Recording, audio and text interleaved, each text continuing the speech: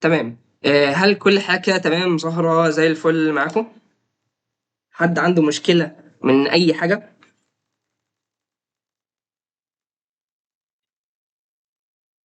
كل حاجة تمام؟ نبدأ بسم الله في أول حاجة معانا، وهي الخطة بتاعتنا. احنا هنعمل ايه في الكورس بتاعنا؟ هنعمل حاجتين. احنا بنعمل هدفنا ان احنا ننشر ونزيد الوعي بخصوص المجالات الوظيفيه المستقبليه الجديده، وبنعلم ونفيد الاخرين بتجاربنا وتسهيل الصعوبات عليهم، ونشر زكاه العلم، ونشأ جيل متمكن وجاهز لسوق العمل. واهم حاجه في شغلتنا او اهم حاجه بالنسبه لي ان احنا مش اديك المعلومه خلاص، لا انا بديك المعلومه والغلط اللي انت ممكن تغلطه في الحلقه دي عشان ما تقعش في نفس الاخطاء اللي انا بشوفها في ديزاينات ناس كتير، ومنهم انا شخصيا لما كنت بتعلم وما زلت بتعلم. تمام. هيحصل ايه في الكورس؟ عندنا 30% نظري. النظري ده هيحصل فيه ايه؟ هنشوف تصميمات وهنقارنها وهنعمل لها نقد بناء، وهنحاول نشوف الاخطاء ونستعملها كتصاميم تغذيه بصريه، ونبقى نعمل تصاميم احسن من التصاميم اللي بنتفرج عليها. و70% هنعمل بقى ديزاينات خاصه بينا وفي التاسكات اللي انا هديها لكم، وهنطبق على كل سيشن احنا بنديها، وهنطبق حرفيا جوه الكورس وبره الكورس باذن الله. انا هخليك خارج من الكورس اصلا يكون عندك الامكانيه ان انت تشوف اي ديزاين عجبك او اي صوره او اي اعلان معمول في الشارع تحلله وتقدر تعمل زيه باذن الله. هنتكلم عن الجرافيك ديزاين. دلوقتي ايه هو الجرافيك ديزاين؟ هيقول لك الجرافيك ديزاين عباره عن الجمل الكبيره الطويله العريضه دي. هنحاول ابسطها لك باكتر شكل ممكن مبسط. الجرافيك ديزاين زمان كان مقتصر عن الرسم، والريشه والرسام هو اللي بيعمل الكلام ده. كان زمان عندهم الجرافيك ديزاين، هو ده الجرافيك ديزاين عندهم اللي هو الرسم. لكن دلوقتي في ظل تطور التكنولوجي اللي احنا فيه، الجرافيك ديزاين اتطور بشكل كبير جدا. ما بقاش مجرد رسمه بيرسمها فنان، ده بقى دلوقتي عباره عن برامج تقنيه بتقدر تعملها وتوصل رساله وتحل بيها مشكله العميل. لو انت مثلا مطعم، فانت طبعا بتستهدف ناس طبعا محتاجه تاكل، فانت بتحل مشكله الناس محتاجه تاكل عن طريق ان انت تعمل اعلان للمطعم. وطبعا زمان كانت الرسائل بتتكتب عن طريق الورقه والقلم والحروف والكلمات. لكن دلوقتي الجرافيك ديزاين سهل لنا الموضوع ده. ليه؟ علشان ان انت بتعمل صوره، او الصوره بشكل عام هي اسهل طريقه للفهم. تخيل ان انت بتوصل رساله او بتفهم واحد عن طريق صوره. الموضوع ده ابسط للعين واسهل للفهم، وحاجه مش معقده خالص زي الرسائل والكلمات اللي احنا المسج والشات والكلام ده كله. الموضوع ابسط من كده بكتير. فطبعا الكلام ده كله هو ده الجرافيك ديزاين. والجرافيك ديزاين برضو هو الحاجات اللي بتستخدمها الشركات في انها تبني براند وهوية بصرية خاصة بيها، تبني لوجو، تبني اعلان، تبني بوست بتلازي على المنتجات بتاعهم، لكن مثلا منتجات الاكسسوارات والبرفانات وهكذا. التصميم الجرافيكي ينقسم إلى قسمين، مش كلمة واحدة زي ما الناس فاكرة. التصميم هو حاجتين. أول حاجة عندنا هي التصميم، وتاني حاجة اسمها الجرافيك. أول حاجة التصميم. التصميم ده عبارة عن إيه؟ هي إن أنت بتنسق وتقسم الصفح وبعدين تستخدم التصميم عشان تلاقي حل لمشكله العميل. بعدين هتلاقي دمج المعطيات بشكل جمالي محدد مع اعطاء رساله للمتلقي. طيب ايه هي المعطيات؟ المعطيات بقى اللي اسمها الجرافيك. الجرافيك دي اللي هي الاشكال والالوان والصور والتايبوجرافي والخطوط. وهنتطرق لكل حاجه بشكل بسيط جدا في خلال المحاضره باذن الله. لكن طبعا يعني احب اقول، هل كل حاجه تمام؟ هل كل حاجه مفهومه؟ في مشكله في الشرح؟ مش فاهمين حاجه زي كده؟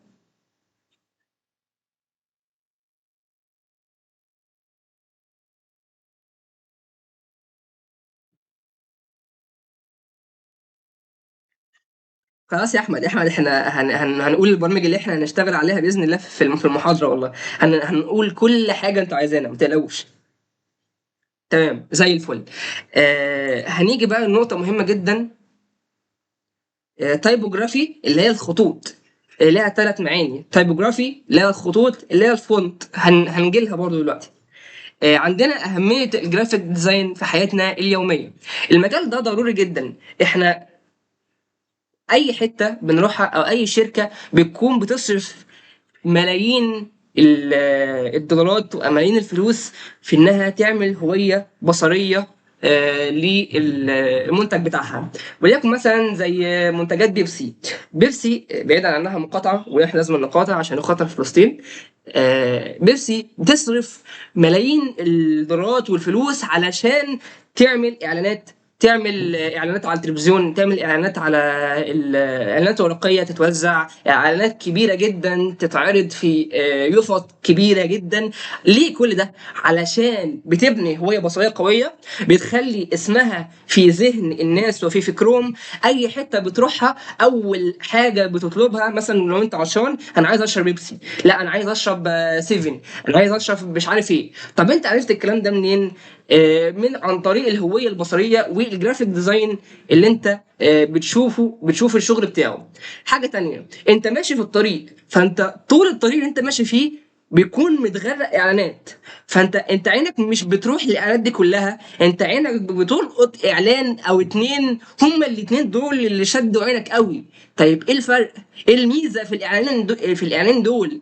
يعني الميزه في الاعلان دول ان وراهم مصمم جرافيك خد الاساسيات دي وطبقها في الديزاين بتاعه واحده واحده، وكون تصميم وطبعه خلى التصميم ده يشد عينك من اول لحظه. وهو ده اللي الشركات عايزاه، هو ده اللي الناس محتاجينه، ان تصميم يلفت العين ويشد العين علشان يقدر يبيع. عشان كده الجرافيك ديزاين من الشغلانات السهله جدا جدا جدا والمطلوبه قوي على المستوى العالم، مش مستوى الشرق الاوسط بس، وبتدفع لها فلوس كتير.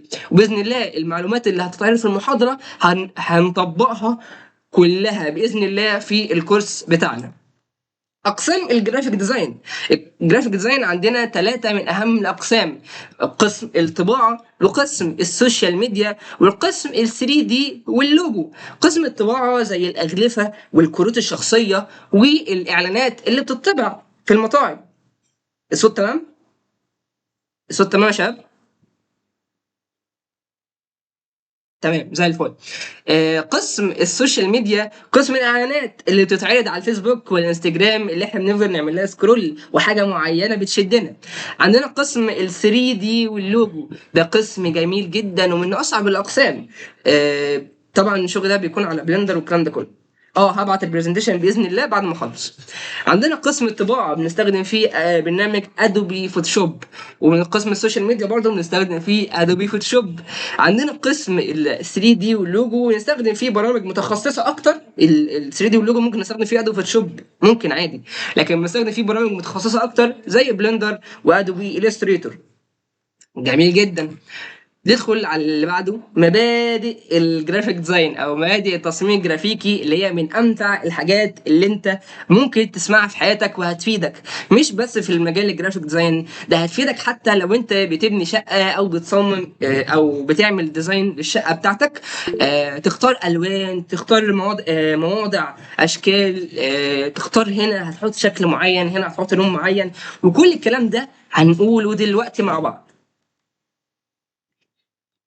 اول نظريه معانا واكتر نظريه انا بحبها هي نظريه الالوان، الكالر ثيوري. النظريه دي ممكن تتحكم فيها في العامل النفسي بتاع العميل بتاعك.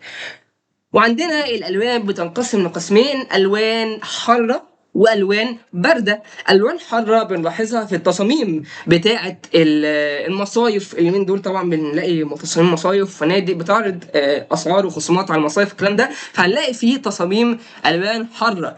ايه الالوان الحاره بنلاحظها في ايه؟ بنلاحظها في الشرح في الشاطئ، في الشط، في الرملة، بنلاحظها في الشمس، بنلاحظها في اللون الشمسية اللي بيكون موجودة في الصورة. تاني حاجة الألوان الباردة. الألوان الباردة بتكون في الديزاينات بتاعة الشتاء، بتدي برضو روح الانتعاش في الديزاينات بتاعة الصيف. الألوان الباردة زي اللون الأزرق، زي لون التلج ولون الأبيض ولون السماء الزرقاء، بتدي برضو روح البرد والانتعاش. احنا هنا في الخاصيه دي او في المبدا ده، احنا بنتحكم هنا في العامل النفسي بتاع العميل اللي هيشوف الديزاين ويقول ايه. احنا عايزين العميل، هدفنا ان العميل يشوف الديزاين بتاعنا ويقول واو، انا مستعد اشتري بمجرد ان هو يشوف صوره احنا عملناها.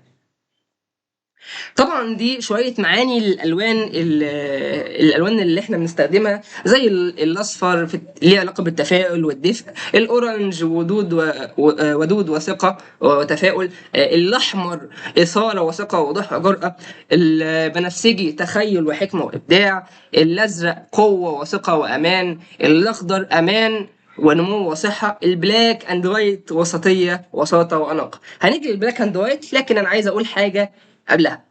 تخيل احنا دلوقتي، انت قعدت في اوضه اللون بتاعها، كل اللون اللي حواليها احمر في احمر، فانت نفسيتك هتبقى عامله ازاي؟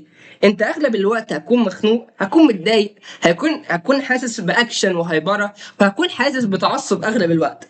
ما بين مثلا لو انت قعدت في اوضه فيها لون اصفر، فيها لون اورنج، فيها لون اخضر، هتحس باسترخاء، هتحس بتفاؤل وان نفسك مفتوحه الاوضه، هتحس ان النور داخل الاوضه ومخلي الاوضه واسعه ومدخل لها الهواء. يعتبر انت حسيت الموضوع قبل كده لما دخلت شقه تحس ان الشقه مكتومه، الشقه مخنوقه وضيقه، ما بين لو دخلت شقه تانية نفس المساحه ولقيت فيها الالوان متغيره بالوان احسن، لا تحس ان الشقه نورت، الشقه بقى فيها روح غير الشقه التانية. عشان كده بقول لكم ان الحاجات دي ممكن تستخدموها في الحياه العمليه بعيد عن الحياه بتاع مجال الجرافيك ديزاين. نيجي بقى للبلاك اند وايت. البلاك اند وايت ده يا جماعه من اكتر الالوان اللي الشركات بتستعملها، الشركات الراقيه، زي شركه رولكس مثلا بتاعه الساعات. ليه اللوجو بتاعها وكل التصميم بتاعها باللون الابيض والاسود او باللون السيلفر والاسود؟ سبب بسيط، بتستهدف فئه من فئه كبار السن الناس البالغه، او الفئه دي اللي هي فئه الناس اللي معاها فلوس، فبيستخدموا الديزاين ده. عندك شركه مثلا زي شركه بيبسي، عمرك شفت شركه بيبسي الديزاين بتاعها ابيض واسود؟ مفيش. منتجات شركة بيبسي كلها لون أزرق، لون أبيض. الفئة دي بتستهدف فئة الشباب، أكتريتها فئة الشباب والفئة المتوسطة اللي معاها فلوس إنها تجيب تشتري المنتج بتاعهم. لكن أنا شفت شركة بيبسي نزلت منتج أبيض وأسود، لكن مش في مصر، في بلد أجنبية، وكانت بتستهدف ساعتها فئه اقتصاديه عاليه، اللي هي فئه ايه، اللي معاها فلوس ومستعده تدفع عشان المنتج بتاعهم. كان ساعتها المنتج بتاعهم غالي. فبرضه الكلام ده هنتطرف ليه ونطبق فيه على الكورس بتاعنا ان شاء الله. طبعا عندنا الالوان الاساسيه هي الازرق والاحمر والاصفر، البرايمري كولرز، الالوان الاساسيه، وتفرع منها الوان تانية زي الاورنج والجرين والبنفسجي والاسود، دي الوان الثانويه. نيجي بقى للشغل اللي بجد، الخاصيه اللي احنا بنعملها كجرافيك ديزاينر، بنعمل لها الف حساب، هي الار جي بي والسي ام واي كي. طبعا الشباب اللي بتحضر معايا دلوقتي اول ما سمعوا كلمه ار جي بي افتكروا طبعا الماوس الار جي بي والكيبورد الار جي بي اللي احنا بنشوفه في السايبر او في البلاي ستيشن لما نروح نلعب. هي صراحه هي قريبه من الكلام ده، لكن مش هو ده. الار جي بي هي خاصيه ليها علاقه بالالوان عندنا في برنامج الفوتوشوب. لما نيجي بنعمل اي تصميم بنعمل حساب، الف حساب للخاصيه دي. ليه؟ الخاصيه دي اختصاراتها هي الار جي بي، ريد جرين بلو، احمر واخضر وازرق. بنستعملها في ايه او ايه فايدتها وميزتها؟ ان احنا بنستعملها في تصاميم السوشيال ميديا. يعني ايه تصاميم سوشيال ميديا؟ التصاميم السوشيال ميديا دي عبارة عن التصاميم اللي بتنزل على منصات زي الفيسبوك، زي الانستجرام، زي تويتر، المنصات دي كلها، او بالابسط اي تصميم هيتعرض على شاشه. يعني ايه شاشه كمبيوتر، شاشه تليفون، شاشه تلفزيون. فالحاجات دي كلها، الشاشات دي اصلا مكونه من حاجات صغيره اسمها بيكسلز. فالبيكسلز دي مكونه من الثلاث الوان الرئيسيه دول، الار جي بي اللي هو الريد والجرين والبلو، لكن باصطفاف وانتظام معين بيعرض لك الصوره بتاعه اللي انت بتصممها. تمام. هي دي اهميه الار جي بي عندنا في التصميم. طيب السي ام واي كي ايه اهميته او هو ايه؟ السي ام واي كي اختصار لسيان، ماجنتا، يلو، وبلاك، او ليه اسم تاني البلاك هو الكي، وهنجيله برضو عشان دي مهمه جدا. السي ام واي كي فايدته ايه وايه لازمته؟ السي ام واي كي بنعمل له برضو 1000 حساب عشان الغلطه في ان احنا نختار التصميم بتاعنا هيبقى ار جي بي ولا سي ام واي كي بتكلفنا فلوس. سي ام واي كي فايدته ايه؟ فايدته ان احنا بنستخدمه في الديزاينات او التصاميم بتاعه المطبوعات، اي حاجه بتطبع، اغلفه، كروت شخصيه، اعلانات ورقيه هتطبع وتتوزع بعد الجمعه، حاجات زي دي. ف... فاحنا الحاجات دي كلها بنستخدم فيها خاصيه السي ام واي كي. ليه بقى السي ام واي كي ما عملناهاش بالار جي مثلا؟ علشان الماكينه بتاعت الطباعه اللون الاساسي فيها هو اللون الاسود، فالار جي بي ما فيهاش اللون الاسود او الكي او البلاك اللي يكون مطلوب عشان الماكينه تتعرف عليه. ف... فاحنا مثلا لو احنا عملنا، نفرض ان احنا عملنا ديزاين هيطبع بس ما عملناهوش بالسي ام واي كي، عملناه بالار جي بي، هيحصل ايه؟ هيحصل ان انا لو عملت التصاميم بتاعتي بالار جي بي وجينا نطبعها، بدل ما نلاقي اللون بتاعنا مظبوط، لا هنلاقي اللون اغمق سنه، افتح سنه. لو احنا عملنا لون احمر هيبقى اللون فاتح سنه، غامق سنه، الالوان مش تبقى مظبوطه. وده طبعا بالنسبه للعميل كارثه. يعني ايه انا عامل الوان؟ ماشي. يعني ايه انا عامل الوان؟ تمام.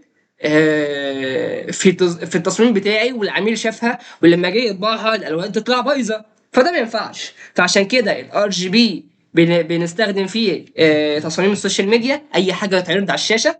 تمام. وسي ام واي كي هيستخدم فيها التصاميم بتاعه المطبوعات، اي حاجه هتطبع.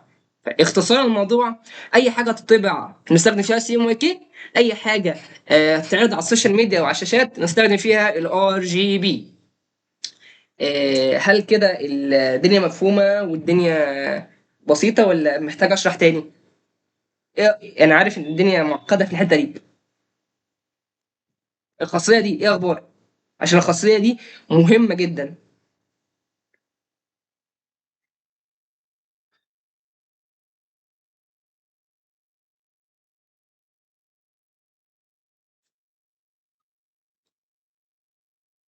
الفرق بينهم سريعا، سي ام واي كي تاني. تمام ماشي. الفرق بين الار جي بي والسي ام واي كي، الار جي بي اختصار للريد جرين بلو، بنستخدمه في ايه؟ بنستخدمه في تصاميم السوشيال ميديا بس.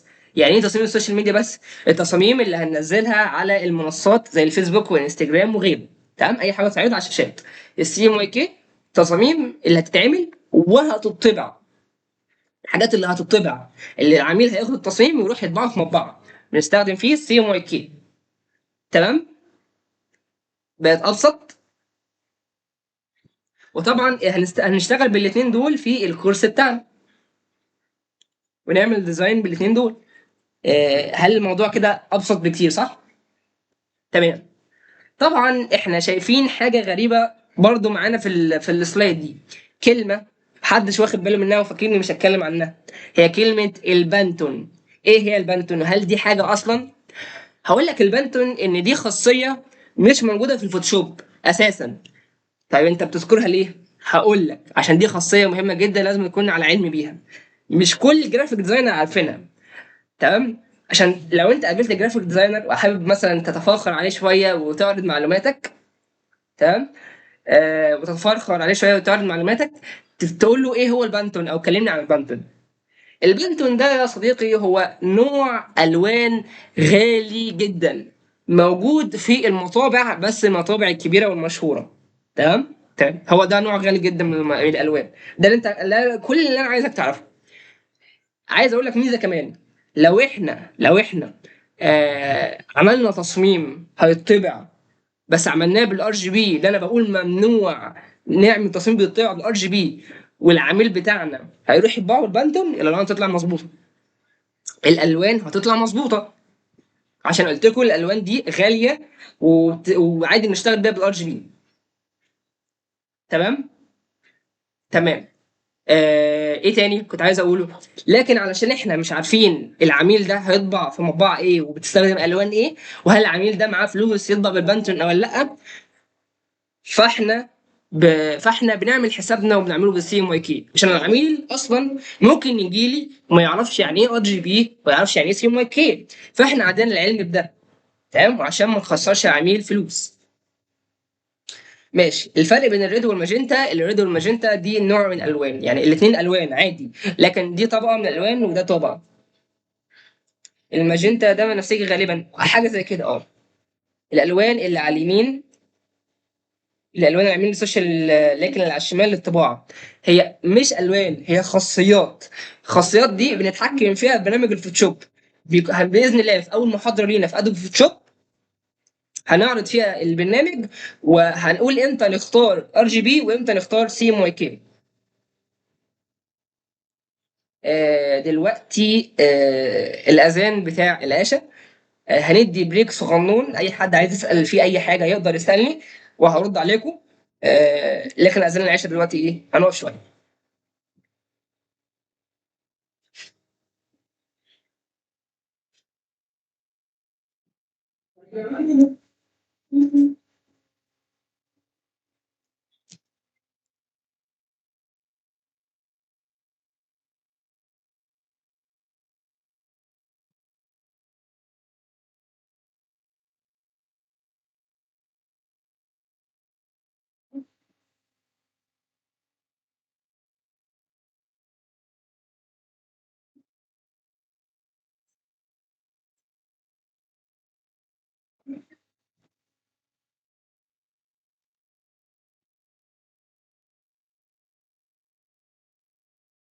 ماشي، نبدا بقى نبدا نرد على الاسئله. الريد والماجنتا دول نوعين من الالوان عادي يا جماعه. يا بص، الار جي بي والسي ام واي كي هي عباره عن زرارين موجودين في الفوتوشوب. تمام. الار جي بي طبعا زرار بنختاره لما نيجي نعمل تصميم سوشيال ميديا. سي ام واي كي زرار بنختاره لما نيجي نعمل ايه، تصميم المطبوعات. تمام. هو دول عباره عن زرارين، وهنشرحهم بالتفصيل اكتر ونوريها لكم على الفوتوشوب باذن الله في اول محاضره لينا في ادو فوتوشوب في الكورس بتاعنا. ماشي. زي ما قلنا هنشرحهم اكتر وعملنا ايه. خدنا ليست فن البرامج اللي هنشتغل عليها تقريبا اغلبها مكتوبه، فهندفعها ازاي ونشتغل بيها ازاي. انا هديكم نسخه مجانيه من البرنامج اللي احنا هنشتغل عليه باذن الله، وهنقول البرامج اللي احنا هنشتغل عليها في اخر السيشن باذن الله. هديكم نسخه مجانيه، واللي هيقول النسخ المجانيه حرام مش حرام، ما دام في سبيل التعلم يبقى مش حرام. انت مش بتجيب منها فلوس عشان تدفع الاشتراك. يعني انا مثلا انا بعمل كورس، فالكورس ده بيجي لي منه فلوس، فانا واجب عليا، فرض عليا ان انا ادفع الاشتراك. ومش مهم الناس دي مثلا بتدعم الكيان الصهيوني ولا مش بتدعم، هو فرض، يعني ربنا قال كده. لازما ما ينفعش تاخد حاجه ما انت في، زي ما في مبرمجين في مبرمجين اجانب، في مبرمجين مسلمين برضه. ماشي. الحاجات دي هتفيدني لما اكبر.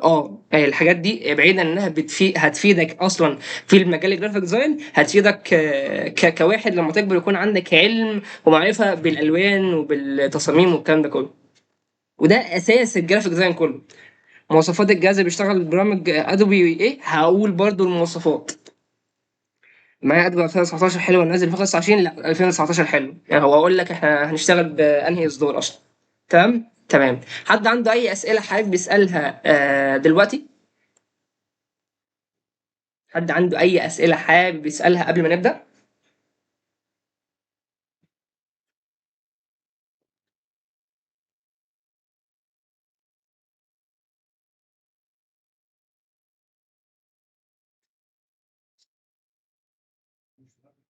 الصوت بيعلق شويه، فده تقريبا بسبب النت، يعني تاكد ان انت النت عندك كويس يعني.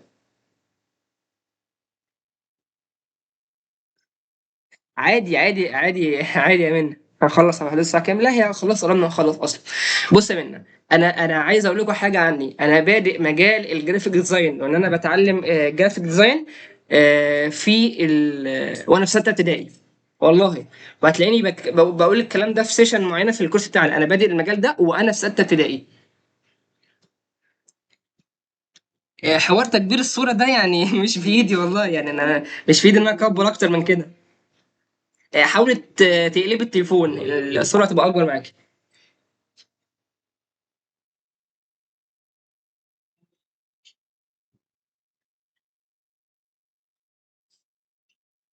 فاهم؟ تمام. حاجة لسه داخلة وضايعة شوية. ما تقلقيش يعني كملي معايا. وكده كده المحاضرة دي مسجلة. فالجزء اللي فاتك هو فين؟ احنا 25 دقيقة، ربع ساعة، تلت ساعة. فالجزء اللي فاتك ممكن تتفرجي على الجزء المسجل ده. فما تقلقيش من حاجة زي كده. نبدأ بسم الله، نكمل في باقي المحاضرة بتاعتنا. بإذن الله يعني تكون اللي فات جميل جدا. استنى المفاجأة اللي في الآخر هتفيدي كمان. تمام. آه، نيجي بقى بعد ما خلصنا الار جي بي والسي ام واي كي والبانتون. حد عنده اي اسئله ممكن يسالني فيهم؟ حاجه مش فاهمها، حاجه شايفها معقده شويه؟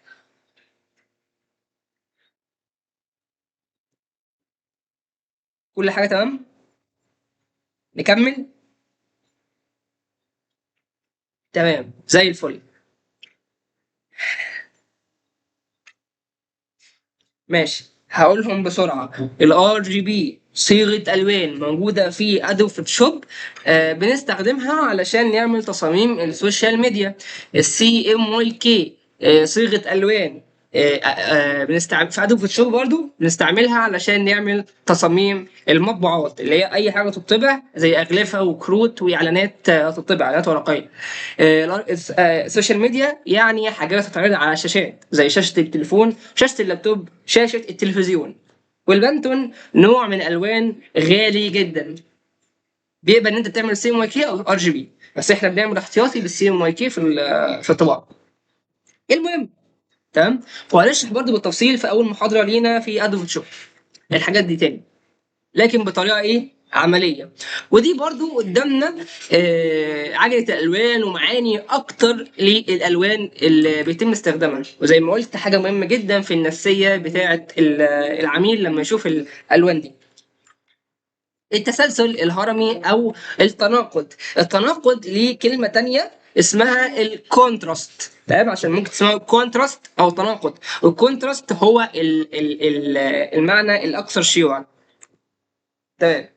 عندنا دلوقتي كورتين عاديتين، يعني عادي كوره بنفس اللون بنفس الشكل بنفس الحجم. طيب مفيش اي فرق بينهم. طيب لو احنا عملنا كده، لا، في حاجه اختلفت. انا بقيت اميز الكوره من اليمين من الكوره الشمال. طيب جميل جدا. طيب لو انا عملت كده، لا، الدنيا او بقت اوضح شويه. الكرة اللي على اليمين صغرت وبقى في ستروك اسود حواليها. طيب الموضوع برضو عايز توصل لنا ايه؟ عايز اوصل لك اللي هتشوفه دلوقتي. هتشوف سحر، حرفيا انا هسحرك دلوقتي من غير ما تاخد بالك. انا اراهنك بكام هدفع لك كده دلوقتي، ان اول دايره انت شفتها هي الدايره الغامقه. حرفيا اول دايره انت شفتها هي الدايره الغامقه. انا اتحكمت في عينك ان انت تشوف الدايره الغامقه. لا، اللي بيقول لي لا مفيش حد يقول لي لا. بعيد عن ان انها بقت مميزه عن باقي، في كونتراست واضح تخلي بالك منه. ده مش سحر، ده علم التناقض او الكونتراست. ان احنا عملنا تناقض او تغيير في اللون، خلت عينك تتشد للجزء ده بلون مختلف. دي وظيفه الجرافيك ديزاينر، ان هو يعمل حاجه عينك تتشد ليها تلقائي. ده الجرافيك ديزاينر المحترف هو اللي بيعمل الكلام ده كله. وعلى مدار الكورس احنا بنحاول باقصى شكل ممكن ان احنا نعمل ديزاينات تشد العين من اول نظره، واللي يشوفها يقول، ما يقولش غير كلمه واحده: واو. تحفه. انا مستعد اوظف الجرافيك ديزاينر ده عشان ادفع له فلوس يعمل لي شغلي، ادفع له فلوس او ادفع للمنتج ده فلوس عشان الديزاين بتاعه حلو، وصل لي الاحساس، وصل لي شد عيني وخلاني مهتم. اللي بعده، دلوقتي عندنا كذا نوع من التناقض او كونتراست، هنتطرق ليهم واحده واحده دلوقتي وبشكل سلس وبسيط، وهو التباين في الحجم، التباين في اللون، والتباين في الشكل، والتباين في الخط. تباين في الحجم، انت دلوقتي العقل البشري مبرمج ان هو يشوف الحاجات المختلفه بالنسبه للبيئه المحيطه. يعني مثلا لو انا في صوره كلها اشكال صغيره ولقيت شكل كبير، اول حاجه عيني هتروح عليها الشكل الكبير. لو انا الصوره وكل الاشكال اللي حواليا شكل كبير وفي جزء صغير، عيني هتروح اول حاجه للشكل الصغير. تاني حاجة، التباين في الألوان. عمرك شفت ديزاين أو تصميم أول ما تشوفه كده تحس إن عينك مرتاحة، عينك حابة تكمل التصميم، حابة تشوف التصميم ما بين تصميم تاني أو إعلان تاني أنت شفته، عينك تعبانة، عينك مزغللة، في حاجة غلط في التصميم، عينك مشوشة. هو ده تباين الألوان، إن أنا بتحكم في الألوان، إن أنا أخلي عينك مرتاحة وهي بتقرا، مرتاحة وهي شايفة التصميم، أختار ألوان مناسبة مع بعض. تمام؟ تمام، زي الفل. عندنا تباين الاشكال. تباين الاشكال هقول لك ان عقلك مبرمج تاني ان هو يشوف الاشكال الغريبه اللي مش مألوفه، زي الشكل اللي على اليمين اللي هو انت اول شكل عينك راحت عليه، شكل غريب ملفت ويجذب الدماغ ويلفت النظر، ما بين الشكل بتاع الكوره او النجمه اللي انت اصلا ما كنتش هتروح عليهم غير اللي انا لما اقول لك شكل الكوره والنجمه موجود قبل كده في الدماغ بتاعك، مش مهم تتفكره، يعني تتذكره. تمام. عندنا الترتيب. ماشي، عندنا الترتيب. انا بس بقول على الاشكال الملفتة للانتباه بس مش اكتر، انا بديكم مثال مش بطبق عملي. التباين نفسها معناها كلمة اختلاف، حاجة زي كده، تباين معناها اختلاف، حاجة زي كده او تناقض. ال وال وكمان البي دي اف هيتبعت ان شاء الله بعد ما اخلص. التباين في الترتيب، العقل البشري بيشوف او يلاحظ الامور المرتبه اكتر من الامور العشوائيه، يعني ديزاين يكون مرتب قدامك وكويس احسن ما تشوف ديزاين عشوائي ما تعرفش اوله من اخره او تعرف تبدا منين وتنتهي على فين في الديزاين من قرايته. كده خلصنا التباين، ندخل بقى على حاجه مهمه جدا اسمها التسلسل الهرمي والتسلسل والتوظيف. التباين كان تمام معاكم صح؟ تمام. التباين زي الفل. هل محتاج اي شرح تمام او اي تبسيط اكتر من كده؟ حلو جدا، زي الفل. التسلسل الهرمي. التسلسل الهرمي، هقول لك حاجه، ايه الشكل اللي هو قدامك؟ قول لي كده، اكتب لي في الشات انت شايف ايه قدامك.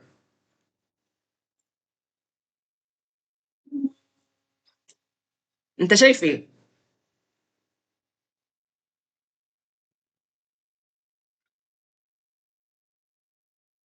3 دواير، 3 دواير متصلين، 3 دواير في بعض. حلو جدا. هقول لك بقى ان ال3 دواير دول انت مش عارف مين في الاول مين في الاخر. طب مين اللي مهم مين اللي مش مهم؟ حلو. طب لو احنا عملنا تغيير بسيط في ال3 دواير دول خليناهم كده، لا، احنا كده عملنا حاجه مختلفه. هم نفس ال3 دواير بنفس الاتصال، لكن عملنا توظيف ليهم، عملنا ظل بحيث نشوف مين الاول مين في الاخر، مين اللي في النص. 3 دواير كل دايره فيهم بتورينا العنصر الاكثر اهميه اللي في الاول، العنصر الاقل اهميه اللي في الاخر.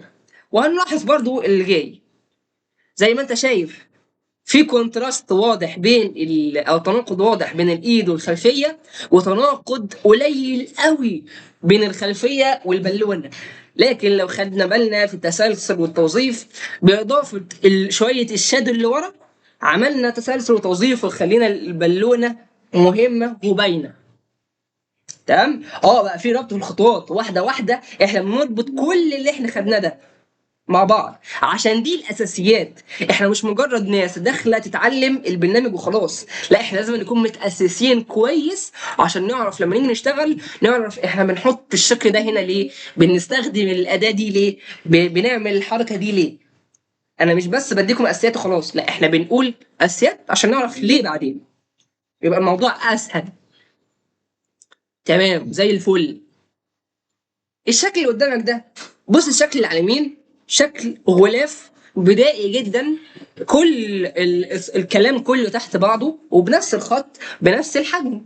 ما بين الشكل اللي على اليمين اللي على الشمال شكل جميل جدا، العنوان كبير، في دايره تحط فيها الصوره، وفي كلام مترتب بطريقه معينه تخليك تكمل وتحب القرايه وطريقه ممتعه للعين.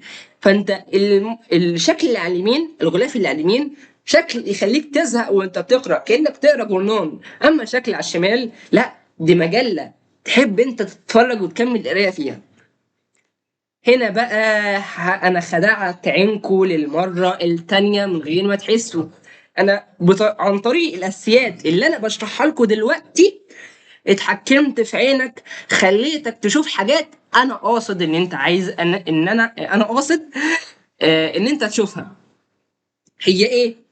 عملت كونتراست قوي جدا وتناقض في الحجم في كلمة تخفيضات، عملت كونتراست في الحجم وفي اللون، دي أول حاجة. وعملت تسلسل وتوظيف في التخفيضات، خليتها كبيرة وواضحة وفي الأول أول كلمة تشوفها تخفيضات. حلو. بعدها إيه؟ ال10% اللي وراها. حلو جدا. تاني معلومة أقل أهمية، ال10%. تمام. تالت معلومة أقل أهمية اللي مش مهمة اللي هي المعلومات عن المنتج بتاعنا اللي هي تحت تعليمين. نشرح بقى بالتفصيل بقى. انا عميل بدور على النت او بقلب بعمل سكرول على الفيسبوك مثلا، لقيت الديزاين ده قدامي، تخفيضات. حلو، تخفيضات، مين فينا ما بيحبش تخفيضات؟ طب جميل جدا. تخفيضات كام في المية بقى؟ 10%. جميل جدا، انت مهتم هتكمل قرايه كل ده في ثانيه الا ثانيه حرفيا. تخفيضات حلو، عايز اعرف باقي المعلومه. تخفيضات 10%، هكمل بقى ايه تخفيضات 10% في المنتج بتاعنا تحت على اليمين وتفاصيل المنتج بتاعنا. انا هنا طبقت كل اللي انا عارفه، طبقت الكونتراست، طبقت التسلسل والتوظيف، اتحكمت في عينك، بعت اكتر، عرضت منتج اكتر، خليت منتجي معروف، خليت الاعلان بتاعي معروف للناس. جميل جدا. حلو. الشرح مفهوم.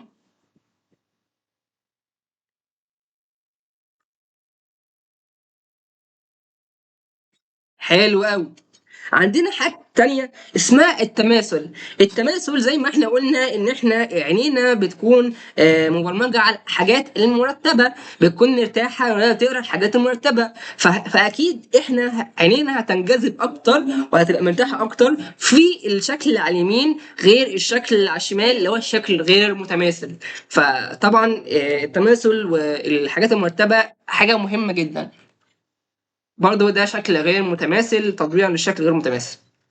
تيجي بقى هنا بريك صغنون مع بعض، هقول لك جملة أنا بحب أقولها جدا في أي كورس وبفضل أقولها جدا للناس اللي معايا في الكورسات بتاعتي، وهي ان انت مش مجرد مصمم جرافيك، مش مجرد واحد تفتح فوتوشوب تفضل تعمل تصميم او تشخبط او تعمل اي حاجه من الحاجات دي.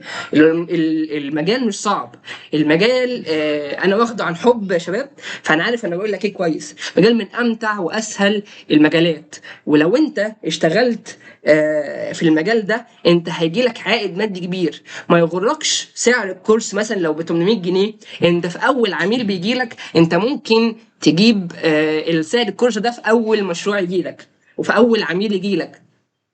انا معايا في الكورس انا بشرح لهم كل حاجه ليها علاقه بالجرافيك ديزاين، مش بس كده انا كمان بشرح لهم العملاء وازاي بتجيب العميل بتاعك وازاي تسوق لنفسك. انت لست مجرد مصمم جرافيك يا صديقي، بل انت شخص مبدع تصنع الاشياء الجميله بيدك وتحول احلام ورغبات الاخرين الى واقع ملموس ويرى.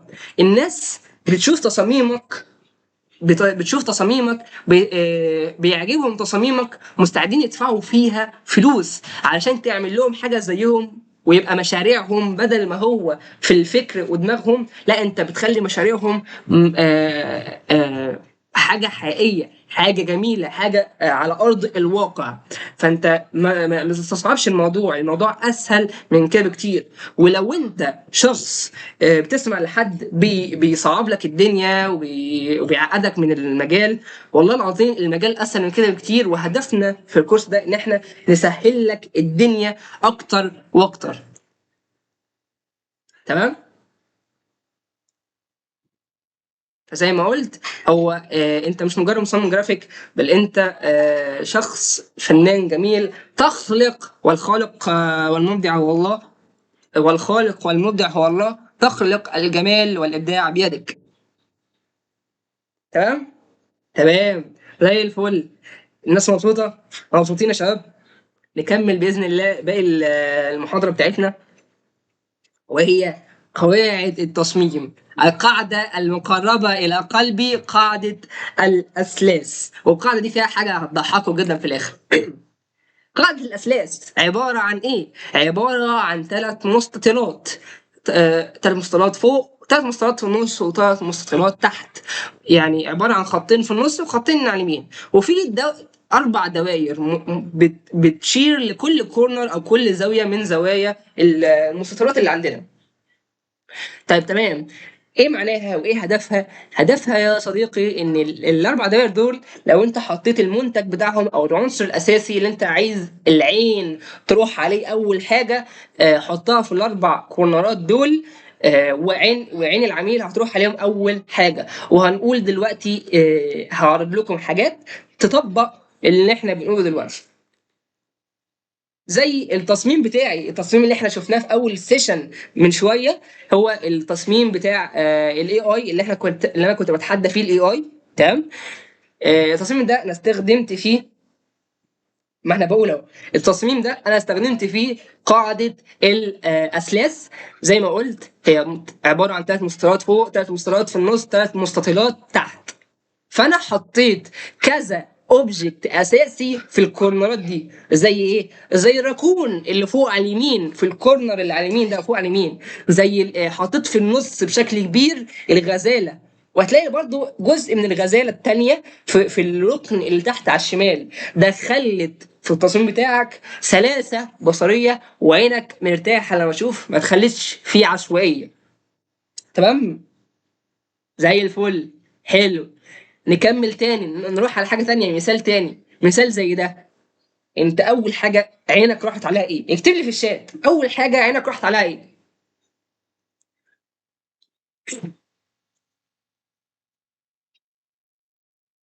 المنطاد. اول حاجة عينك راحت عليها. موجود فين؟ موجود في الركن اللي فوق على الشمال، وبشكل كبير وملفت للعين. بعد المنطاد في ناس هتقول لك انا شفت البحر، في ناس هتقول لك انا شفت التلج او البتاع الغامق ده اللي تحت على الشمال. هقول لك التلاتة دول فين؟ التلاتة دول موجودين في ال3 كورنرات من كورنرات قاعدة الأثلاث. باللي بعده، هنا أول حاجة هنا تشوفها إيه؟ في ناس هتقول لك أنا شفت الكورة، أقول لك ماشي. في ناس هتقول لك أنا شفت الشخص اللي على اليمين. زي الفل. برضه موجودة في كورنر من الكورنرات. الكورة موجودة في مستطيل لوحدها وبشكل ملفت. هنا شفنا إيه؟ هنا برضو شفنا اللمبة. اللمبة هي العنصر الملفت للانتباه، موجودة في زاوية من الزوايا اللي احنا شفناها. زي الفل. هنا برضو قول لي انت شفت ايه. هنا اول حاجة شفناها الوسطى. لا ده مش واد، ده مش راجل، ده الوسطى عبد البلف. اكيد اي حد شاب معانا هيعرف الوسطى عبد البلف. غفلناه وصورناه وطبقنا عليه القاعده بتاعتنا. عيب برضه، لازم نجيب حد برضه ايه مميز عندنا، علشان اللي ما يعرفش الوسطى عبد البلف يبقى فاته كتير.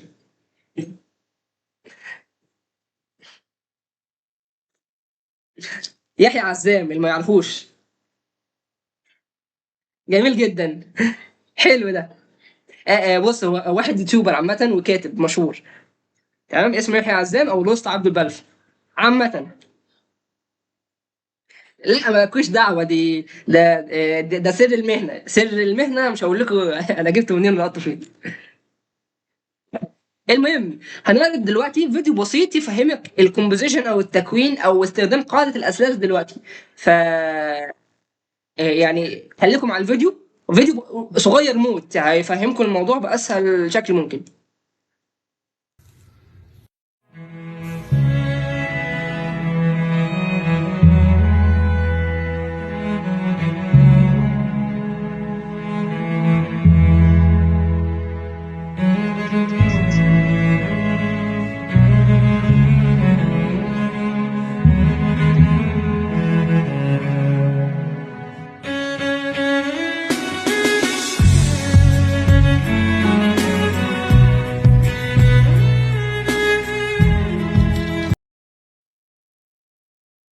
زي الفل كده، يعني الموضوع اتمنى يكون بقى اسهل بالنسبه لكم.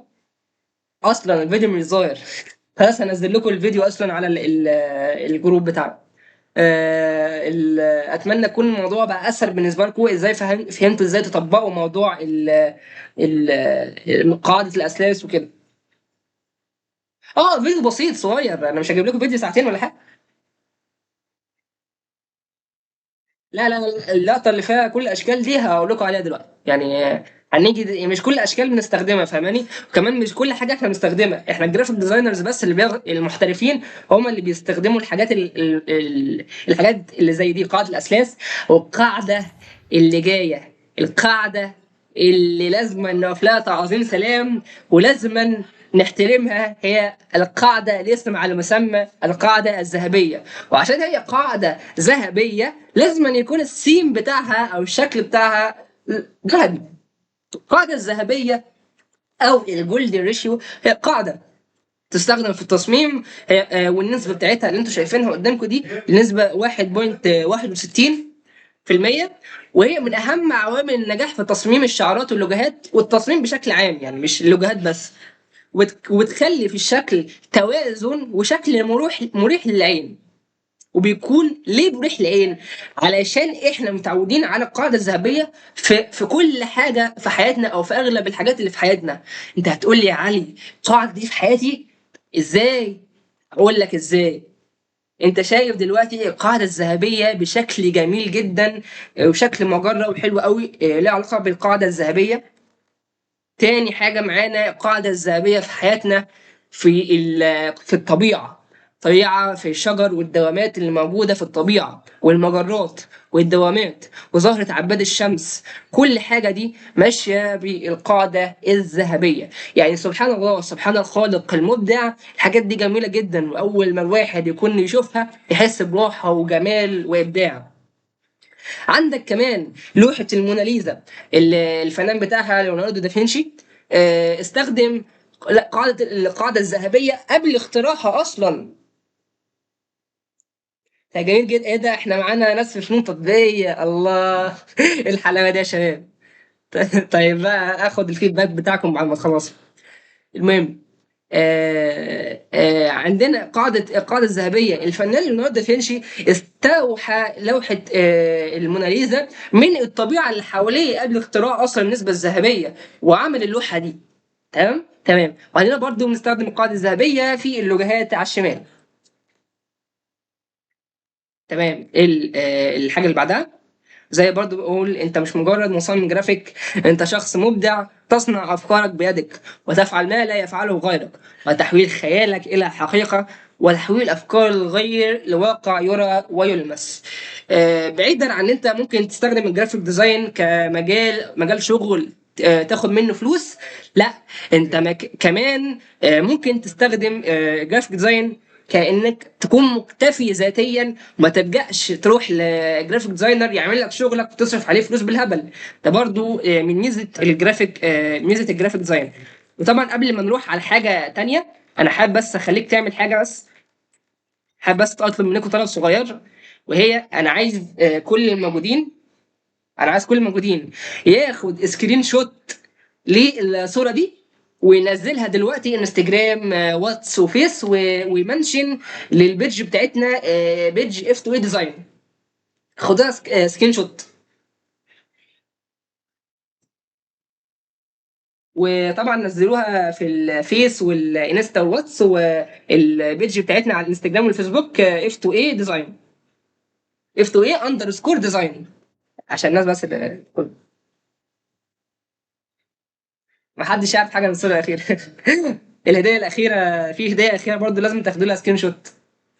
اديك ده في بونص كبير في اخر السيشن، ثواني بس، في مفاجاه بقى جايزها لكم اصلا. مفيش لينكد ان لسه، لكن احنا دلوقتي موجودين على فيسبوك وانستجرام. هيبقى في يوتيوب. انا مش عارف احمد موجود، لو احمد موجود في السيشن نزل لينك الانستجرام والفيسبوك. يا رب احمد يكون موجود في السيشن اصلا. هقول لكم مين احمد ده. لا لا تمام، ايه لسه المفاجآت الحلوه مش دلوقتي. خدها يا شباب سكرين شوت. تمام احمد هينزله زي الفل. خدت سكرين شوت زي الفل. نبدا خلاص، قربنا خالص اصلا، فاضل بالظبط هي الخطوط. يلا نبدا بقى في بعد القاعده الذهبيه، بعد اهميه القاعده الذهبيه في اللغات والكلام ده كله. ماشي. بعد ما خلصنا، هنا برضو تطبيقا للقاعده الذهبيه في اللغات. المساحات، المساحات البيضاء. المساحات البيضاء او المساحات الايجابيه هي عباره عن ان احنا نستخدم فيها لونين، الابيض والاسود، عشان نعمل توازن في التصميم، بحيث برضو نعمل توازن عن طريق ان احنا لو احنا حطينا الحاجات اللي بتملى التصميم زي الاشكال، فالتصميم الاشكال ما تكونش كبيره زياده عن اللزوم، فنحس ان التصميم مليان، او الاشكال صغيره عن اللزوم، فنلاقي الجزء الفاضي الابيض ده كله زياده عن اللزوم فتلاقيه فاضي. تمام. وبرده كذلك هنا برده في توازن في التصميم، بحيث برده ما نلاقيش كده. المساحات السوداء، هنا بقى السحر كله، الابداع كله. ليه؟ عشان احنا بنستخدم هنا لونين في واحنا بنعمل اللوجوهات، لونين بس. بنعمل لك فيه اكتر من شكل واكتر من لوجو، ونعمل لك كده تاثير بصري سحري. لو احنا بصينا على اللوجو اللي على الشمال، في شكل اسد، وتحتيه شكل قطه، وتحتيه شكل فار، كل ده باستخدام لونين بس. لو احنا رحنا شكل الباندا باستخدام لونين بس، شكل هواوي وام بي سي، حرفيا ده باترن او شكل مترتب بترتيب معين، بس مخليك تحس احساس الطاووس. وكلمه يو اس اي، هو حرفيا ده اليو والاي بس، لكن احنا عملناهم بطريقه معينه تخليك تحس انه في اس. يعني بص، الفار اهو، الفار اهو اللي مش واخد باله، الفار اهو، الفار اهو اللي على الشمال في بق القطه. تمام. تمام زي الفل. دي برضو من الحاجات السحريه.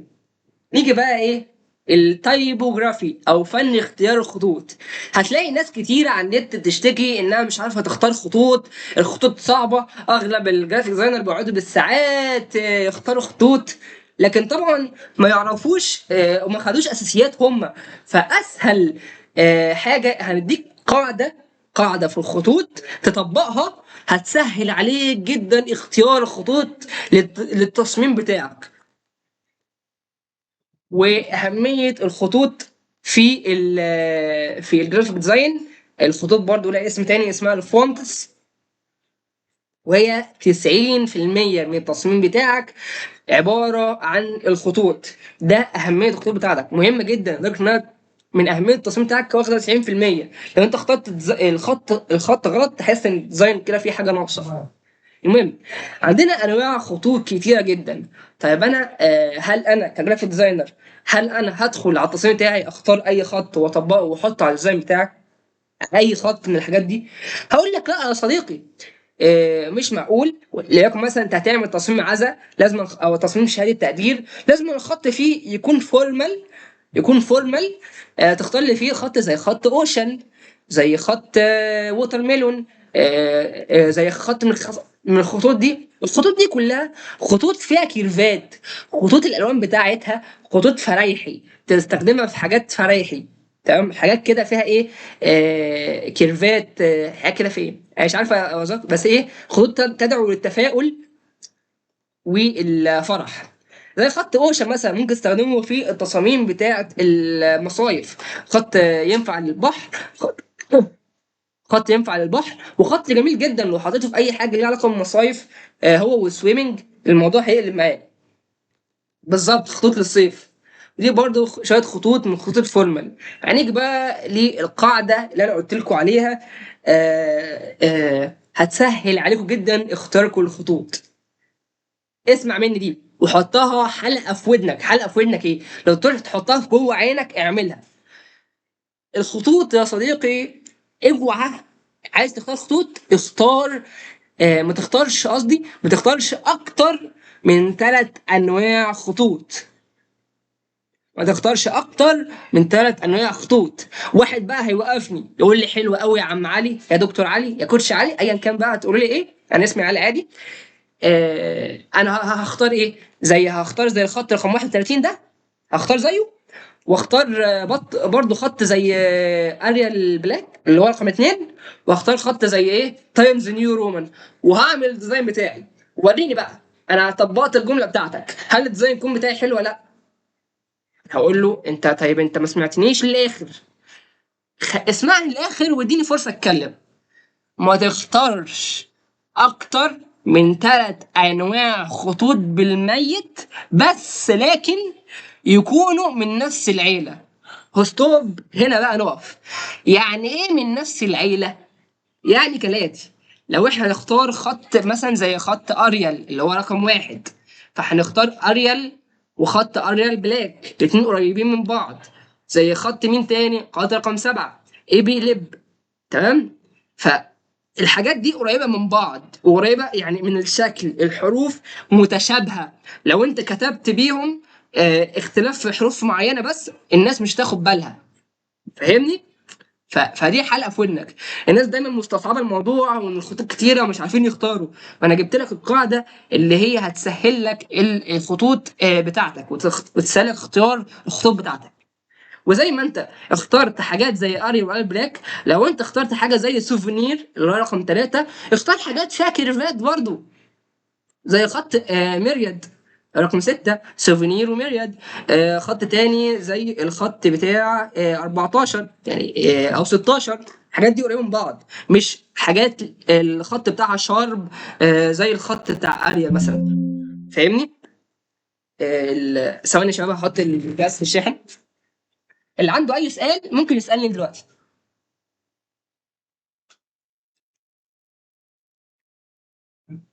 وانا قاصد ما احطش الجهاز في الشاحن عشان اللي عنده اي سؤال ممكن يسالني.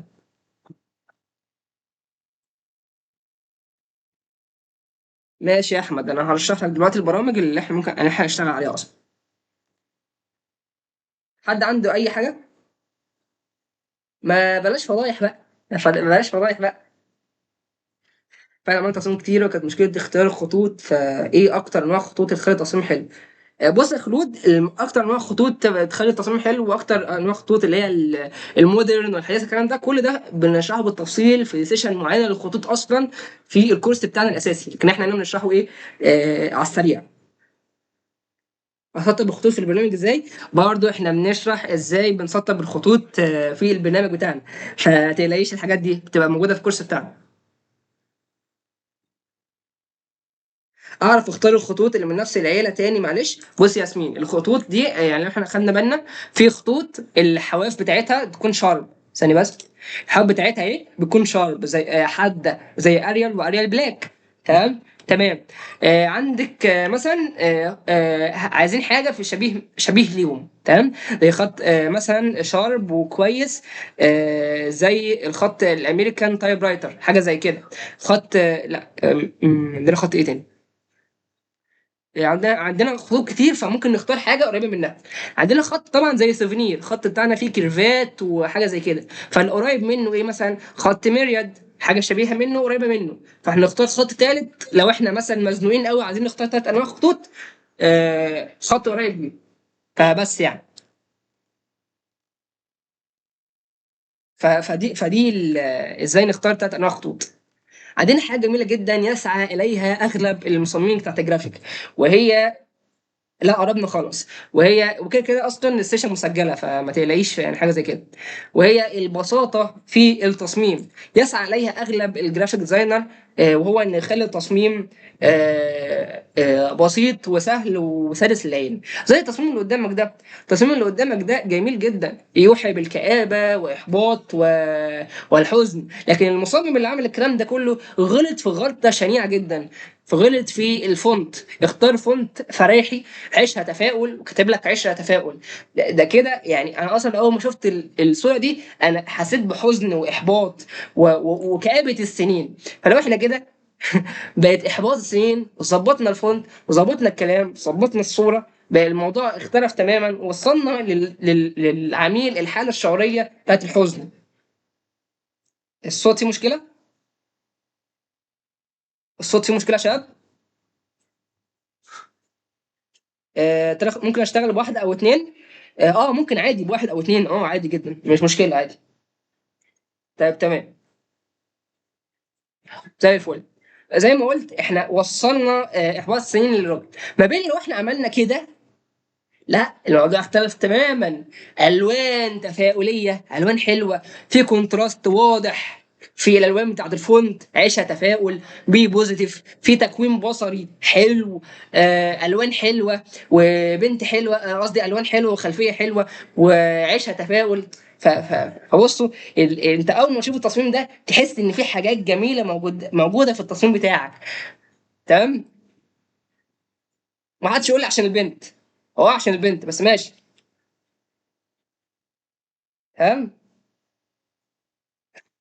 ماشي. مبسوطين اهم حاجه، اهم حاجه نكون مبسوطين. خدت بالي، ماشي. هنا بقى الابداع كله. هنا بقى الابداع كله من الجرافيك ديزاينر اللي مزج الطبيعه بالخلفيه الحلوه، بجمله حلوه، بكونتراست حلو، ببنت بنت حلوه ايه يا عم انت كمان؟ اللي كاتب لي بنت حلوه في الشات. فمديك احساس طبعا الطبيعه سبحان الخالق وسبحان المبدع. يعني اول ما بتشوفها زي ما قلت بتحس بشعور، براحه نفسيه، بتفاؤل احسن، وبحاله نفسيه احسن. فده ابداع من المصمم اللي عمل الكلام ده. انا المصمم، ماشي. خلصنا كل حاجة، خدنا الأساسيات، خدنا الأفكار، عرفنا هنعمل تصميم إزاي. بس برضو إحنا التصميم بيتعمل إزاي؟ مراحل أو عملية صناعة التصميم بتمر بإيه؟ بعد ما عرفنا الأساسيات كلها، خلاص أنا عايز أعمل التصميم بتاعي. التصميم بتاعي بتعمل حاجة زي ما أنتم شايفين. أول حاجة بنعملها عشان نعمل تصميم هي التغذية البصرية. زي اما الاكل اللي احنا بناكله هو غذاء للروح، غذاء للجسد، وغذاء للعقل، وغذاء للجسم وطاقته. وكذلك الصلاة والدين هي غذاء للروح وطاقته. كذلك الصور والفيديوهات اللي احنا بنشوفها من مصممين تانيين هي غذاء للعين. جيت في يوم قاعد لا بيا ولا عليا، لقيت عصافير عيني بتصوصو. انت هتوقف، واحد هيوقفني دلوقتي، دكتور، في حاجه غلط، انت قصدك عصافير بطنك صح؟ قول لي عصافير بطنك. هقول لك لا، انا قاصد ان اقول عصافير عيني بتصوصو. عصافير عيني بتصوصو عشان انا جرافيك ديزاينر، فطبعا لازم اغذي عيني كل شويه بتصاميم. لا مش اكيد شافت حاجه حلوه تتاكل، ده كده بطنك اللي بتصوصو. بتصاميم، آه، بشوفها من مصممين جرافيكس تانيين عشان اطلع على الحاجات الجديده اللي بيعملوها، وعلشان برضو بتديني نبذه من الابداع، ونبذه من الافكار الجديده اللي انا ممكن اعملها في تصاميمي والحاجات بتاعتي. تصميم التغذيه البصريه مهمه جدا لاي جرافيك ديزاينر. وممكن تلاقي في جرافيك ديزاينر بيشتكوا على النت لسبب واحد بسيط. بيجي لهم حاله اسمها المايند بلوك او انعدام الافكار. بيكون قاعد بيجي له عميل عايز يجيب له فكره معينه وما بيلاقوش فكره. ما بيعرفش يلاقي تصميم. بيقعد وقت كتير يخبط دماغه في الحيط علشان يلاقي تصميم معين. عايزين نخلص قبل 11، خلاص احنا خلصنا اصلا. فالتغذيه البصريه دي هي الحل الوحيد ليه ان هو يتفرج على تصاميم كتير. والتغذيه البصريه دي من اهمها ان انت لما بمجرد لما بتعمل تغذيه بصريه كتير وتتفرج على تصاميم ناس بتاع ناس جرافيك ديزاينرز تانيين كتير، بتعمل مكتبه تلقائيه في دماغك. عادي اجيب افكار من شات جي بي تي. والله يعني في الاول ما يتعملش كده. وانا بمرن او بخلي الناس اللي معايا في الكورس في الاول خالص يجيبوا تغذيه بصريه ونعمل مع بعض تغذيه بصريه. بعد كده ايه في حاله الازمات بقول لهم يعملوا ايه في شات جي بي تي بحاجات معينه. تمام تمام. فمجرد ان احنا بنعمل تغذيه بصريه بيجي لنا غصب عننا مش بمزاجنا بيجي لنا افكار ابداعيه زياده. يعني انا عملت تغذيه بصريه وحابب اعمل زي الديزاين ده، لا انا مش هعمل زي الديزاين ده بس، ده انا هبدع اكتر بافكار تانية اكتر. المفاجاه قربت خالص دلوقتي. ودي اهم المواقع التغذيه البصريه زي بيهانس، بنترست، اووردز، ودريبل، وديزاين انسبيريشن. طيب يعني انت تنصحنا بانهي برنامج من انهي موقع من المواقع دي؟ بصراحه الموقعين اللي انا بستخدمهم شخصيا واللي انا بستخدمهم بعلم عليهم الناس في الكورس بتاعي هي بيهانس وبنترست وموقع تاني اسمه لينكد ان. المواقع دي عليها ديزاينات تحفه وجميله جدا، فبمرن الناس على الديزاينات الحلوه وانهم يخلوا في تصاميمهم ودماغه في دماغهم دايما تصاميم حلوه بحيث لما يعملوها يتعودوا على الحلاوه وتصاميمهم بالفعل تطلع حلوه زي ما هما بيشوفوا. تمام تمام. ماذا بعد؟ محمد شعبان عمال يمدح في التغذيه البصريه، جميل جدا. ماذا بعد ما عملنا تغذيه بصريه؟ بعد ما عملنا تغذيه بصريه وعملنا تنظيم للفكره اللي هنعملها، هنبدا في التنفيذ. والتنفيذ بيكون عن طريق استخدام البرامج والادوات اللازمه اللي احنا نبدا بيهم نعمل الديزاين بتاعنا. واللحظه المنتظره اللي كله مستنيها حرفيا، هيستخدم برنامج ايه انا بستخدم برنامج ايه وهنستخدمه ازاي. ساجا بتقول لي طب اعرف منين اني بعمل تغذيه بصريه صح، مش مجرد اني بشوف تصاميم وخلاص وانساه بعدين. ماشي. التغذيه البصريه احنا هنمر بالمراحل دي في الكورس بتاعنا. اول حاجه بنعمل تغذيه بصريه، تاني حاجه بنعمل الفكره بتاعتنا، تالت حاجه بنبدا ننفذها على الجرافيك على البرنامج اللي هشرحه دلوقتي. هتنساه بعدين. انا بقول اللي معايا خدوه سكرين شوت، ما تتفرجوش وخلاص، خدوه سكرين شوت وخليه قدامكم وتعملوا منه. بس انا اللي هيقلب في تليفوني او يمسك تليفوني يحب مثلا يشوف الاستوديو بتاعي، هيشوف الاستوديو بتاعي كله عباره عن صوري؟ ابدا. هشوف الاستوديو بتاعي كله عباره عن سكرين شوت للتصاميم. مثلا التصميم ده عجبني فيه الفونت، التصميم ده عجبني فيه طريقه عرضه للعنصر، التصميم ده عجبني فيه طريقه كتابه معينه فانا عايز اعملها. فكل ده باخده سكرين شوت عشان ما نسوش او افضل ادور عليه بعدين. بس يعني. والبرنامج اللي هنشتغل عليه هو البرنامج الأحب والأقرب إلى قلبي، وحرفيا حرفيا ممكن تعمل بيه أي حاجة. تعمل بيه إيه؟ تصاميم سوشيال ميديا شغال، تصاميم اسمه إيه ده؟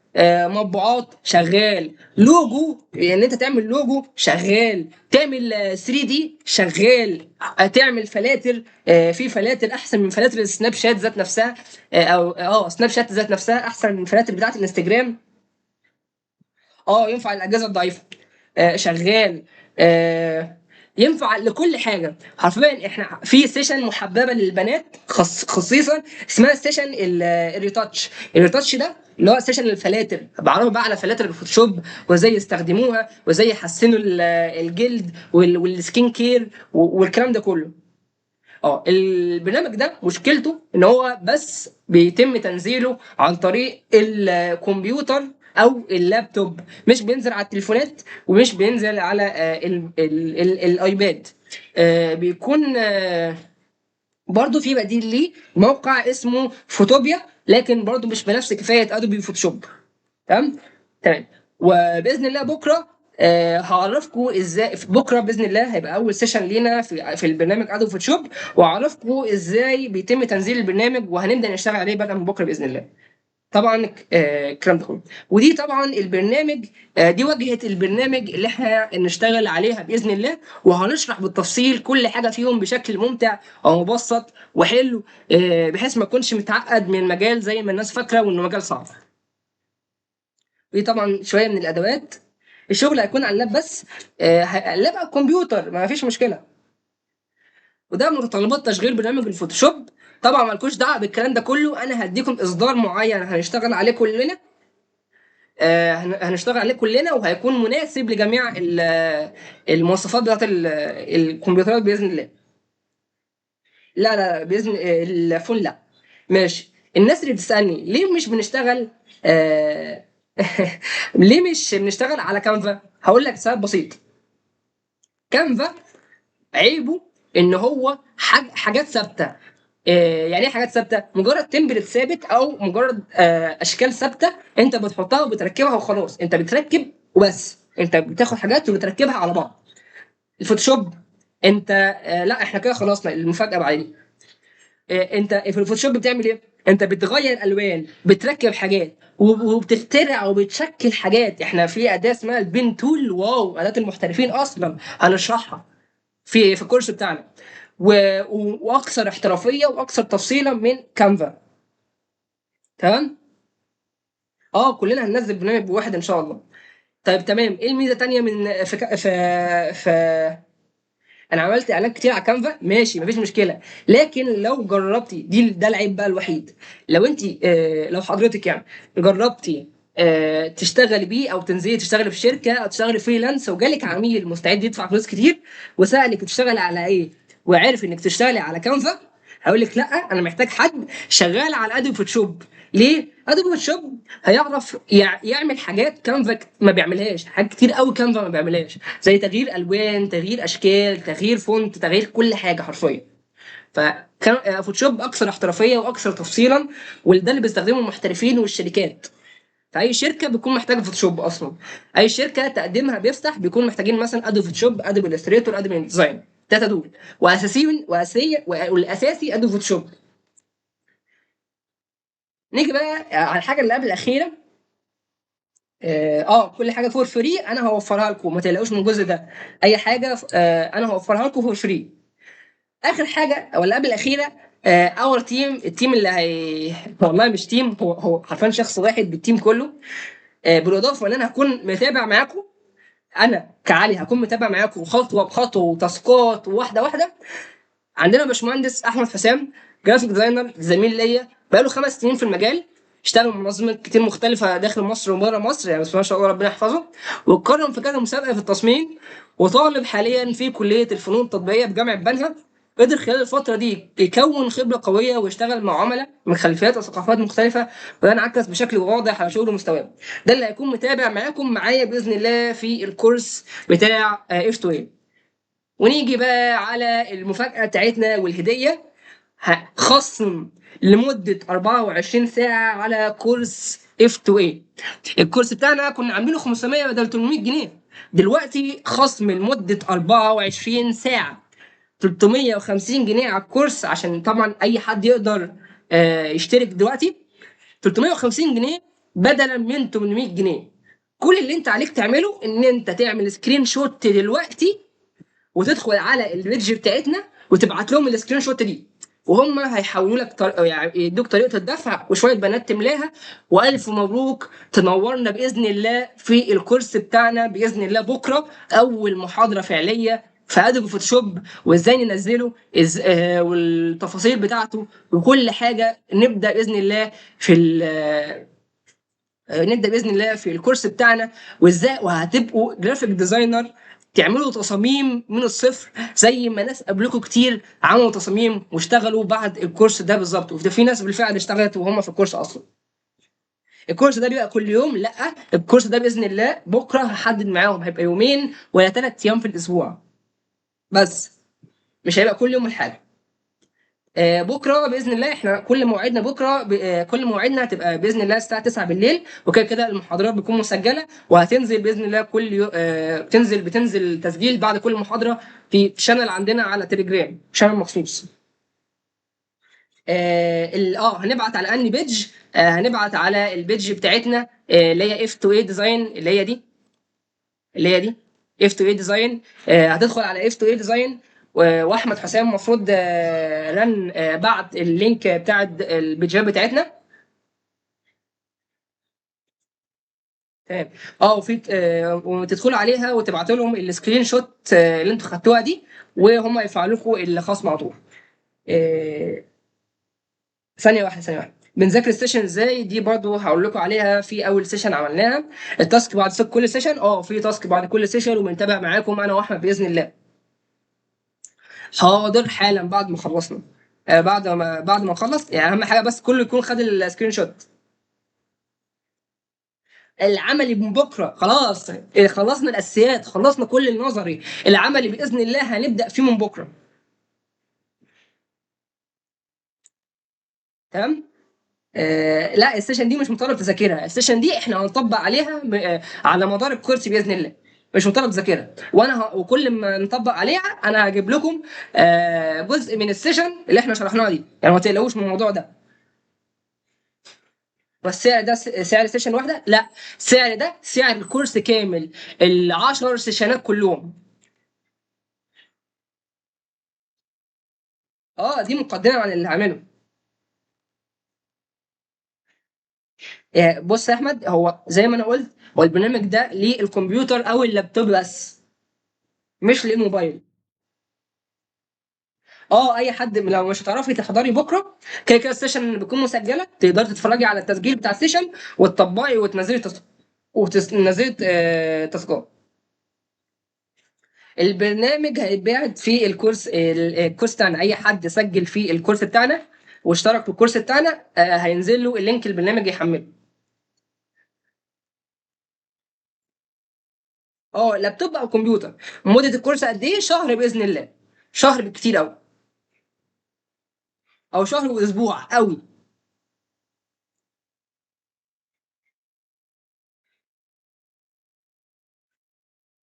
طيب ممكن يا احمد تتواصل معايا واتس وانا هشوف لك المشكله دي.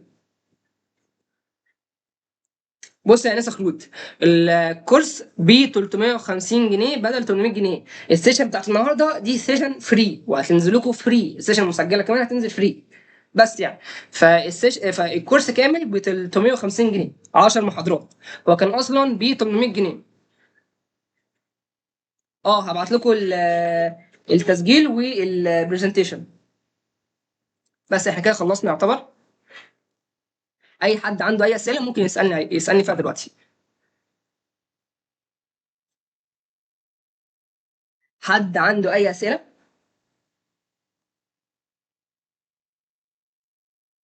ربنا يشفيه ويعافيه يا رب. يعني يا شباب بيدعوا لوالدة أنيس استبرق، لوالد أنيس استبرق عشان هو تعبان. طيب ماشي برضه يا أنسة ندى، ممكن حضرتك تبعتي لي بواتس وأنا هحل المشكلة دي لحضرتك.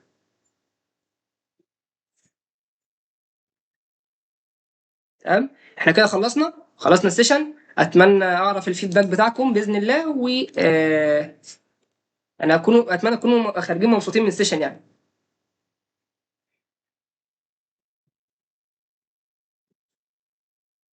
حد عنده أي سؤال ممكن يسألني عادي.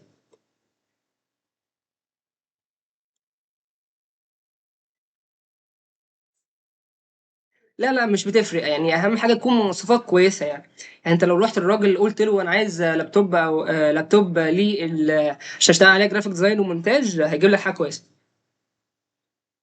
حبيبي يا استاذ محمد، اتمنى تكونوا استفدتم. باذن الله تنوروني كلكم في كورس اف تو اي. ولو حد عنده اي مشكله في الاشتراك او اي حاجه ممكن يكلمني. وما يقلقش يا جماعه، انا زي اخوكم تحت امركم في اي وقت. تمام. تم كلامنا وربنا محمود، وله المكارم في العلا والجود، والصلاة والسلام على سيدنا محمد ما ورد قمريا وأورق عود. بحبكم في الله، ما تنسوش دايما دايما دايما صلوا على سيدنا رسول الله. اللينك بتاع البيج هينزل على الواتس، على جروب الواتساب اللي انتوا فيه، اللي هو جروب كورس اف 2 اي. المفروض نزل اصلا. تمام تمام تمام. لو احتجتم اي حاجه تقدروا تتواصلوا معايا برايفت. يلا اشوفكم على خير باذن الله في اول محاضره لينا في كورس اف 2 اي بكره باذن الله.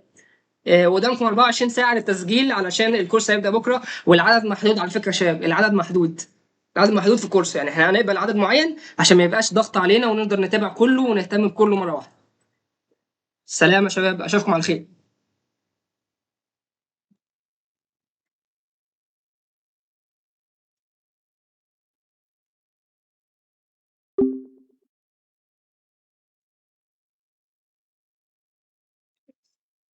مم. سلام. هو مش قادر يتكلم من كتر السكوت.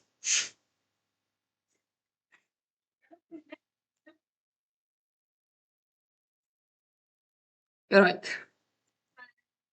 في المحاضره؟ فاهمه؟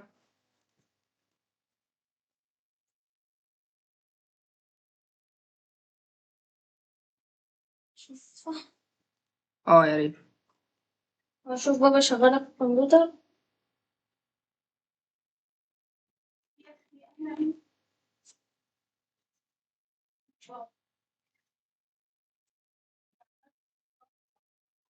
بقول لك ايه، رز وبامية وكده ولا اخترع؟ حبة اخترع اخترع يا ماما. اصل في بيض ولحمة وجبنة وموتزاريلا. انا جعان. هتاكل اي حاجة؟ اه. مش انا رز وبامية اصلا، انا مش نفسي. شوف لك اعمل لك حاجة حلوة. هو بكرة يبقى السبت. طبعا اختك فور فري طبعا، قلت كلها حلو. يا دفع. لا. هدفعها. مش دفع، هتدفعني وكده القعدة. اه.